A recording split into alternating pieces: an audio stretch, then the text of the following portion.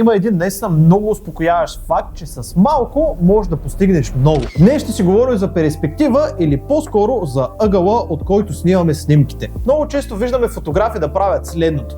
О, да, застани по този начин. О, да, сега се премести. Сега застани на челна стойка. Сега, ако може да си сложиш краката зад ушите или пък не всъщност почешиш си палеца с зъба. И под това имам предвид да стоят на едно място и да карат модела да се мести, за да снимат разнообразни снимки. Една от причините да виждате добрите фотографии в тази поза е, че искат да сменят перспективата, от която снимат снимка. Когато снимаме по-отдолу, прави субекта да изглежда по-величествен. И това им придава важност. А когато снимаме от високо, кара обекта да изглежда по-малък, но това е интересен ъгъл, от който зрителите не са свикнали да гледат. Реално можете да правите каквото си искате, но да снимате просто на нивото на очите е много банално и хората са свикнали да го виждат. Това, което аз обожавам да правя, е да снимам през нещо.